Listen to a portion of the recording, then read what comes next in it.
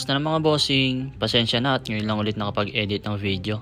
May mga bagay kasi na dapat munang unahin. Ngayong araw nga pala ay may pupuntahan kami ng girlfriend ko. I-advance na kasi namin yung celebration ng first anniversary namin. Kasi ngayong araw na to ay sabay kami ng day off. Tapos yung mismong araw ng anniversary namin ay pares kami may pasok. Nandito na nga pala kami sa bus station. Bali ang sasakyan naming bus number ay 323. Bali ilang minuto na lang at darating na to. Makalipas nga ang ilang minuto ay nakasakay na nga kami ng bus. Isang oras nga pala yung biyahe namin papunta dun sa Taichung train station. Bali ang bala kasi namin ay pumunta dun sa school ng Meteor Garden.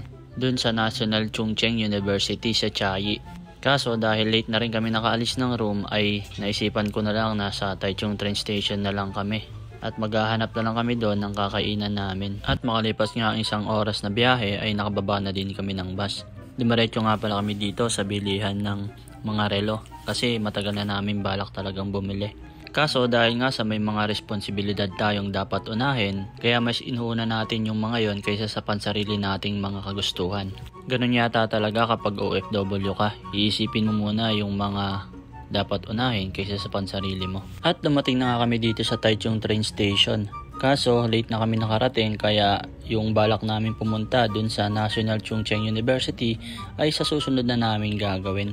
Dumaretso nga pala kami dito sa Taroko Mall para maghanap ng kakainan namin. Ginagawa mo! Inakyat nga pala namin yung bawat floor dito para hanapin yung sinasabi ng katrabaho ko na meron daw samji dito sa Taroko Mall. Kaso imbis na kainan yung nakita namin ay dito sa palaruan kami napunta. Namiss ko tuloy yung mga araw na bata pa ako. Kahit isang beses ata hindi yata ako nakapunta ng mall. At makalipas nga ang ilang minutong paghahanap ng mga kainan namin ay hindi namin nakita yung samji. At napunta nga kami dito sa Anli Pizza at saka Anli Pasta. Ang presyo nga pala dito mga bossing ay kapag 11 to 4 PM ay 389 at kapag 5 PM to 10 PM naman ay 439. Sulit na ang mga ibabayad nyo dito mga bossing dahil Anli ang mga pagkain dito. At hindi kayo bibigyan ng oras kung hanggang kailan lang kayo pwede mag-stay sa mismong kainan. Ito nga pala yung venue mga bossing at makikita nyo dito na sobrang dami yung kumakain kasi sulit naman talaga yung ibabayad mo. At habang inaantay nga namin yung magsiserve ng pagkain namin ay nagulat kami at robot yung magsiserve ng pagkain namin. Ang isa pa sa nakakatuwa dito mga bossing ay hindi ka pa nga kumakain ay meron na agad bill. At ito nga pala yung mga pagkain namin. So paano yan mga bossing? Kakain muna kami.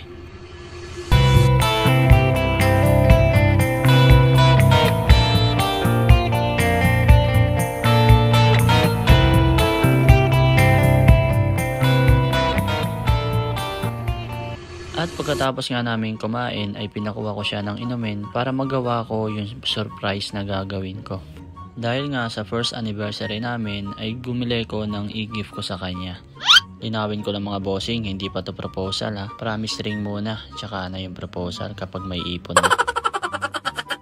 At pagbalik niya, ito nga ang naging reaction niya nung nakita niya yung nasa lamesa.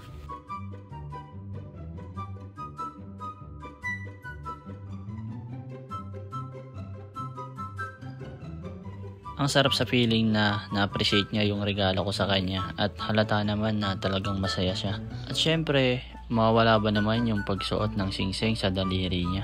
Buti na lang sumakto sa daliri niya kasi hindi ko talaga alam yung sukat ng daliri niya.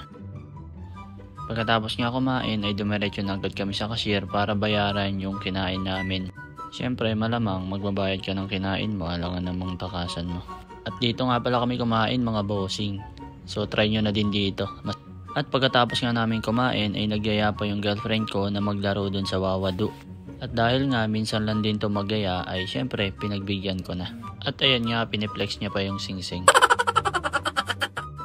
At nandito na nga kami sa Wawadu. So dito nga pala mga bossing ay napakarami talagang claw machine na halos pagkain yung pwede mong makuha. At ito nga pala yung mga nakuha namin. So ayan yung mga bossing sobrang dami. Halos mapuno na nga yung isang basket. Ang galing kasi kumuha nung girlfriend ko. Meron na naman akong dadalhin sa company namin at kakainin ko kapag break time. So yun lang mga bossing. Maraming salamat sa panonood. Bye bye.